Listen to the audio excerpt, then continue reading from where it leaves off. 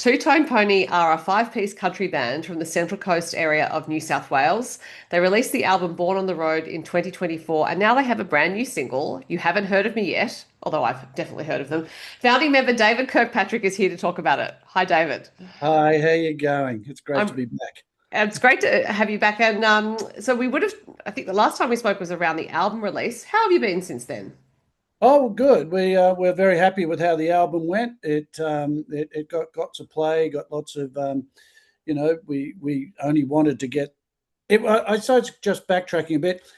It's like a typical first album. I think we were trying to find our way. We're trying to find our sound. There was a smattering there of a few genres, and I think by the time we actually released the album, we really had consolidated our sound and. Consequent live concerts and that. I think we knew what the direction and the sound was going to be, and so we, even though we weren't in the public eye in 2025, we were still rehearsing, writing new stuff, and really sort of consolidating that to move into 2026. And yeah, this is our first new music. Because you've had a life in music. And for anyone who doesn't know, you've basically been Mm. involved in music since birth. And so, in putting together a band, because you are a founding member, and you are the impetus behind this band. I'm just interested in that idea of you finding your sound, because I would have thought you would have had a clear idea of what you wanted, but of course there are four other people in the band. So was it more that you all had different influences, and it was just working out which influences were going to be dominant? Oh yeah, absolutely, absolutely. Yes, I came to it with a clear idea and writing, and when I first started presenting songs to the band, they were complete demos. Like everything was on there. Down to I play the drums, I do everything except keyboards, and now I don't. I send them my guitar and voice demos most of the time now, and then I wait for them to come back with their ideas. Then we flesh it out, and I think that's we've evolved as a band. I've always been confident in their musicianship, but I think it took me a little while to give away a little bit of the control of the song and where it might go. And that's been great, actually. It's been fascinating to someone comes up with just a different ending, or what should we do this? And that's what a band's about. And that's why I think our sound has evolved. And it is, I think we are a classic country rock band. And when I talk about classic country rock, I guess I hark back to the 70s of the Flying Burrito Brothers, and then morphing into Emmylou Harris and the Hot Band, and then I still think of people like modern musicians, like Jason Isbell and the 400 Unit. I mean, I still think their roots are in country rock, and I guess this whole new genre of Americana has come out, which I find it really interesting, because this Americana genre to me is all the stuff that I grew up listening to with my parents. There's bluegrass and there's folk, and that was all the sounds that I was hearing all the time, and it melded into. I think it's fantastic that it's actually become a recognized genre, because I love that music, and I think country rock really is part of that. Maybe it's a case of everything old being new again, with you saying that the genres you used to listen to when you were Yeah, younger. well, it is, and I mean, but I think that's country music in general, even mainstream country music. I think American country music is moving away a bit from the pop sound, and you're getting a bit more. You listen to some of the. I think in particular the female country artists that are out there, and boy, they're just writing fantastic, real from the heart country songs, and great to listen to, with of course modern twists. You were saying just earlier about giving up some control, and learning to give it up this time around. But I also think it's reasonable that you did feel like you needed to control the process originally. It was your idea to have the band. You are the one probably with the most experience in music, but also in your day job life, you've been an emergency medicine doctor. So Yeah. in that work environment, you do need to have some control. Otherwise, people can die, literally. Oh yeah, I'm very used to. That's right. I mean, you've only got to ask my wife. Yeah, I'm used to being trying to be in control of everything, though I'm never at home. Um, but I was, yeah, at work. That's right. It was my job. That's what everyone turned to. You had to be calm in emergency medicine. When everything's going to hell, you have to be. Everyone looks to you to say, no, we're going to do this. This is what we need to do. This is what we've got to do. And it's a weird. I don't know. Sort of thrived in that atmosphere. It's often an area of medicine that people run away from. They really don't like it because it isn't controlled. It is not controlled. You've got no idea what's going to come in through the door at any particular time. But yeah, I mean, it's funny because you had in the emergency department, you have this little, we call it the control desk, where all the doctors sit up and do their computer work, and it's a bit like the flight deck on the SS Enterprise. Hence, I found out that my nickname was Captain Kirk. So, well, that's entirely appropriate. Yeah, that's right. That's good. But it's also, it's a real decision to have to unlearn that control in your band environment, because the path of least resistance for you would have been to continue to do that. It's like, well, this is what I'm used to. You can all get in line behind me, and this is how I want to run things. But I think it is a lot harder actually to step back and say, okay, well, who do I need to become in this group? Like, what do I need to learn? Because learning is difficult. Yeah, and being open to learning is difficult. But it was the same thing in my medical. I was never saying this is the only way. I'd always invite, what do you think? This is what I think we should do. Has anyone got any other ideas of what we might do? I mean, it wasn't like I didn't have time for a 10-minute discussion most of the time. It was like, yep, give me your idea now, and then we'll go yes or no. But in the band environment, well, I've been often asked, why did you put a band together? You could have just gone out as David Kirkpatrick, son of Slim Dusty, and you would have got, life would have probably been easier, so to say. Although I would say that that's actually not the case, because if you go out like that, then you are prejudged and people have a bias and they expect that you're going to be doing something. And there's one thing my parents always taught me, was that you do your own thing and you believe in what you want to do. You don't copy someone else. So I wanted to do it as a band, because I'm doing this because I love playing music. I love the challenge of writing my own songs, and I like the experience of playing with other people and being a collaborative group. So I've often used the phrase, we're a band of mates, not just a band of musicians. So we can be both. And that was very important to us, because unfortunately one of the other founding members, Ian Rhodes, had to step away from amplified music because of hearing problems. And we had to find someone that we thought would fit the bill and fit in with the band. And luckily, we have done that with another local Central Coast musician, Brandon Smith, and he comes in, he brings fiddle, mandolin, lap steel, bit of banjo, plays guitar, sings. It was like, wow, and so again, with our sound, it really was a bit of the missing link actually for the real country rock sound, was to have banjo, have mandolin, and have great fiddle, because to me, that just adds a texture. And playing some of my old songs now in this new environment, so live, it's a real joy, because there's sounds there that I had but we couldn't reproduce. Yeah. Did Brandon have to audition, or was it a referral? Well, what I did was, on the Central Coast, there's this club, Hardy's Bay Club, and where your video was filmed. I will get to that. Where the video was filmed. It's our little home gig, and it's a community-run club. Used to be an RSL, it's now community-run, and they put on live music all the time. All Central Coast bands play there. You rock up. They have great support of local music. So I thought, I'll advertise there. If anyone's going to be what I think, so I put up a poster and had a few. And then I got one from Brandon, and yeah, he came to the audition, and I sent him some songs, and I think we were halfway through the first song, and I turned around to Glenn, the keyboard player, with a big smile on my face, going, this is it, and we auditioned the three songs, and then I said, you just want to stay? We're playing some new stuff, and start learning it. Yeah. Yeah, right, right. So, because the five of you have full lives, I would imagine. I mean, you have Yeah. all sorts of things going on.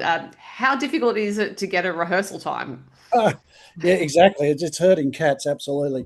That's why last year we basically said, let's take 6 months off. Everyone wanted to do trips. We do have a band calendar, and we try to coordinate ourselves. Like, I've just returned 2 days ago from Japan skiing. Greg, the drummer, has just returned from Lapland and Norway after seeing the Northern Lights. Glenn, the keyboard player, has just returned from a trip to somewhere, and yeah, so we all knew, okay, we got to try and have certain windows for that, because we are going back into the recording studio in a couple of weeks to do some more songs and finish mixing some of the stuff that we'd already done. So yes, it's a challenge, but if we're all on the Central Coast at one time, we always get at least one rehearsal a week. Right. Yeah. How was the skiing in Japan? I imagine you bumped into quite a lot of other Australians. Yes, yes. Although I didn't go to Niseko, and I got away to a place called Furano, which is northern Hokkaido, but the snow was great, great powder snow. Had a great time. Yeah. Now, you would have taken off for Japan after Australia Day because I was reading that you were recently appointed Australia Day ambassador for the Shoalhaven district. So, what does that involve? Well, it involves. I mean, there is the Australia Day committee, and they have a template of the Australia Day message that they would like you to promote. But it's also, you're given a lot of license to talk about, yourself and what you feel Australia Day is. I mean, I've always thought of Australia Day not as a celebration of any historical event at all. It's never been like that in my head. Australia Day to me has just been a day to celebrate our uniqueness as a country and our uniqueness as a society. And to me, it should be viewed as a day of inclusiveness, and of all, both of our First Nations people, all of our fantastic multicultural immigrants. We're all immigrants here, apart from the First Nations people. Let's face it. So, um, it, and I just come away from those events feeling completely humbled, watching what community people do and what volunteers they do and the work that people do. It was so I find it a really good experience. I've only done it a couple of times, and because unfortunately it always clashes with Tamworth, so we didn't Yeah. go to Tamworth this year. So I put my hand up again and said I'd love to do it, and it gives you a chance to talk about exactly those things, and that I think it's whatever date it is, or if it gets moved, the concept of celebrating your country, I think, is a good thing. Yeah, I agree with you. So we're going Mm. to move on to the new song, which is called You Haven't Heard of Me Yet. And it was inspired by someone asking you a question, which was, what do you do again? What was Yeah. it about that question that sparked the song? Well, I mean, here it comes back to skiing, because this was when I was at Perisher skiing, and I was in this lodge, and they had a tiny little bar, and used to go down there at about 5:30, um, and there's some very cool young people down there, and particularly behind the bar and all that. And anyway, I went down there, and I've been talking about music, and I went down one day, and their country music was playing. So I said, "Oh, you enjoyed it?" I said, "Oh, yeah, we really enjoyed it." I said, "Oh, well, I actually play in a band, and I do a few things," and and you could sort of see them looking me up and down, going, "Oh, yeah, yeah, yeah, yeah." So and it was the exact words. She said, "Well, tell me what you do again," and then it it just stuck in my mind. And that's sort of those things that, as a songwriter, you're always looking for a link. What can I hang something on? And to me, it just came around the idea of and also just watching the musicians, the grind of playing in bars and trying to get yourself known, and the idea of you being a bit battered and scruffy looking, and when you're first starting, and yeah, it just grew from there. And uh, to me, the music usually comes a bit easier, and the lyrics, I always get a lyrical idea that allows me to write the melody and the chords, and then I have to really work on getting all of the lyrics right for the story. Right. So yeah, I don't know. It just resonated. It's funny. It's just one of those phrases that just stuck in my head.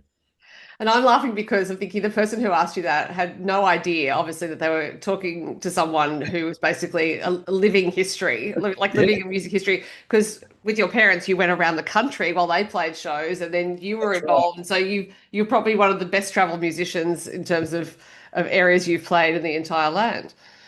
Yeah, that's right. So I think it was the irony of the whole thing that sort of tickled my fancy, really. Yeah. Now there is a line in the chorus about how you're still chasing country dreams, and I was Yeah. wondering whether your country dreams have changed over time. Well, yeah. I mean, to be honest, I mean, I never thought I would be writing writing country songs and recording them and putting them out, as an artist myself. And I always enjoyed my performing with the family. I really, really enjoyed it. Um, but now I'm just, yeah, I guess I am chasing the dream. My dream is that I would like more people to get the chance to listen to my songs and hopefully enjoy them and get the chance to play some live music for people who enjoy it. And we're starting to get that feedback, and it's genuinely a really nice experience when someone says, "I really connected with that particular song." It's a really good thing. So, do you think for you as a songwriter or an artist generally that your core motivation is connection, or is it telling stories, or are there quite a few strands to it? Well, there are a few strands to it. I think one strand that actually I don't have to worry about is it's not putting food on the table for me. So that's a big pressure that I don't have to deal with, because I look at young musicians and I look at. I mean, this is a whole new world with social media and the digital era, and I'm thinking, oh my God, that's such hard work that they've got to do. Mm. Every day, keeping their face up in front of people, keeping them, in this amazing churning news feed that happens all the time. Um, so, but yes, no, what it's connection and storytelling, and I want a connection with with an audience, and I want to grow that audience that will connect with my songs, my storytelling, and also our musicianship, because we really spend a lot of time on the arrangements of our songs and the musical part of it, and we take good pride in that all of us as musicians play these parts and that we reproduce it live. So, yeah, I really want people to come and watch us sing and actually enjoy the songs and enjoy our playing. I think it's also not just having the pressure of making money from it removed, but also when you're at a point in your life where you know who you are, what you want, what you stand for, uh, Mm. that takes pressure away from the music as well because you're not using the music to prove that, if that makes sense. Yeah, yeah, I guess so. Yeah, that's true. Uh, that's right. I mean, I'm very comfortable in my skin, and I'm very comfortable with what I'm putting forward. I mean, I'm a realist too. I mean, it's not easy promoting a band of late 60s guys, when you're competing with a bunch of young Turks and girls, in the industry. So I mean, I'm realistic about that. It's you but I do firmly believe if you've got good music, it doesn't matter what age you are, people will enjoy it and hopefully will connect to it. I think it's also in what you said about it being five mates in a band. It sounds to me like you have fun, you enjoy yourselves, and Yeah, that always translates to an audience. They can tell when that's going on, and as I'm very fond of saying, fun is underrated, especially at yeah. this point in human history. You're offering people fun where they can just relax and enjoy what's Yeah. going on is an amazing thing. You're right. What's a great phrase? Fun is underrated, because that's what, there's so much doom scrolling instead of thinking about all the great things. And I mean, as I'm sure you're the same, Sophie, I've really, hobby horse about the place of art in society and how important it is, and how I think that unfortunately the the importance of music in particular, I think, is diluted by the ready. It's weird, the ready access of it. Like when you walking around and you got your earphones in. It's not a sit down and listen to thing anymore. I mean, if you go to the cinema, you still got to sit down. You go to a play, you still got to go and sit down and watch it. But I think it's just, I think art is really important to all cultures. Has been throughout history, because it appeals to the better side of us, and I mean, God knows that's what we need. Well, I actually have a theory that the more AI is relied on and the more that there are generic things being produced, whether it's art or just answers to things, that Yeah, we're going to crave as humans more in-person experiences because that's what you can't get from an AI platform is that it cannot offer you the magic of live music. It can't offer you just that experience of being fully embodied in the presence of art. And I think that, I certainly hope, but I do really believe that live music will burgeon accordingly because a lot of people will think, well, I need something. I think we have this intrinsic need as humans to connect and to have that communal experience of music in particular. So I do hope that what's going on now for all the doomsaying that's going on about AI, it's like, well, I think we need it. I think we need live music more than ever. oh yeah. I don't think AI is cracked up. I mean, it's a great little handy thing, but I think it's highly overrated in terms of its what it can provide you. Exactly what you're saying. And well, look, I think especially in the country music field, there's a genuine big audience out there who still want that. You want that community tribal experience of being in a big crowd, watching a band play, or going to a festival, or going to a concert. Um, I still love still going to concerts. It's just you come away, you go to a concert, and it's. I mean, I have a very varied taste, and like my last concert was David Byrne, in Sydney. It was just an outstanding experience, just the way he presented a show. It was like theatre, it was a show, it was music, it was something really unique. And you come away from things like that feeling elevated. Yeah. Yeah, yeah. Now, a place that does have live music is, as you mentioned, the Hardy's Bay Club, which is Yes. near you on the Central Coast, and it is where the video for the single "You Haven't Heard of Me Yet" was filmed. So you engaged Jeremy Manette of Eyes and Ears Creative to make this Mhm. video. Why was Jeremy the right choice? Well, Jeremy's done all of our videos. I mean, I guess, well, yeah, we got recommended to Jeremy when he was first starting this. I mean, it was a sideline for him as a videographer. There was when he was still actually playing guitar in the Viper Creek band. Um, but he and Max were together, and then that's become a huge ongoing career for both of them.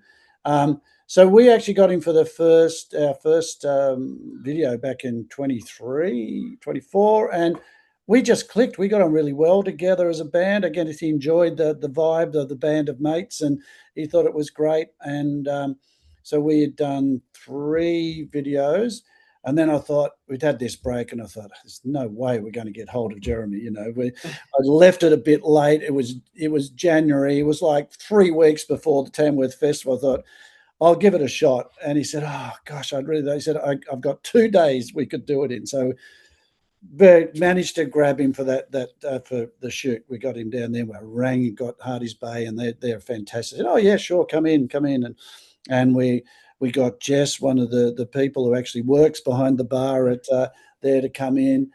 So yeah, that's so. I just think Jeremy's got a great style, and he and I had the basic idea of the storyline and gave it to him, and he loved the idea. And then he came up with all these other great ideas of transition. So when you see the video, it's basically about me looking very scruffy, walking into the bar with a very old, battered guitar case, which in fact belonged to my mother Joy and has travelled around Australia. This is the original 1962 Martin guitar case. So it is battered and worn. So he goes in there. In the background, all the band are looking like a bunch of Beverly Hillbillies and scruffy, and so it's like me coming in and saying, "Oh, looking at them and thinking, oh, gee, I'd like to be up there playing a band," and that's how we progress through to the end where we are all up on stage playing. So it's fun. It's fun. It's really good, and I think people enjoy it. But it really sort of characterizes along the storyline. Yeah, and very fitting that it was filmed at the club. Yeah, But yes, Jeremy is increasingly busy, as is Rod McCormick, who produced the song. Now yes, he produced the album too, so I'm yeah. guessing with every bit of new music you have planned, Rod's going to be the producer. Well, yeah, I mean, I've known Rod for a very long time, and I mean, obviously Rod's just up there. You don't not going to get a better producer, anywhere. And he look the first thing that we went in there, especially the other blokes, never been in a recording studio like that before. A lot of them felt quite nervous, didn't know how seriously they'd be taken, and Rod just put everyone at ease, took everything, quite seriously, had great ideas, but was so supportive and always is so incredibly supportive of your ideas and your arrangements. And then he'll just come up with those great little ideas of what about we tried this or that. And he's always keen to put some banjo on. So that's important. So you're going to hear banjo on these next two songs, next two singles we put out, I can tell you. Right, so there's the forward announce. You have two new singles coming after this, and do you have some live shows either in your area or elsewhere? We don't have anything, and we're going to be doing live shows in the latter half of the year. Unfortunately, I'm going to have have a shoulder operation because of a torn biceps tendon and a few other things in my shoulder. It's going to put me out for like about 2.5 months. So I've been carrying it for a while, but I'm getting to the stage now where it's painful to actually put my arm around an acoustic guitar. So have to bite the bullet and do that. So we wanted to try and get another bunch of recording done. So we basically have got all that.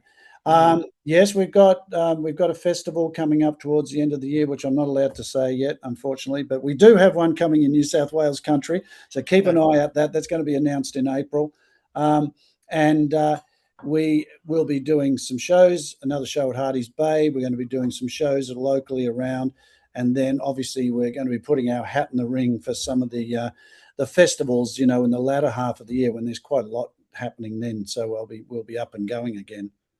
Yes, a lot of festivals in Queensland in particular, so you may, Yes, you may yes. need to temporarily relocate. I think we'll have to go there. Yeah, that's right. Where it's warmer. Yes. Yeah, that's right.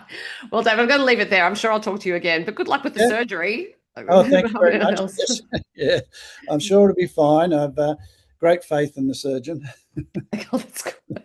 That's And always thanks. good. It is good. And thanks for your time talking about the song. That's my pleasure, and I hope everyone enjoys it. See you.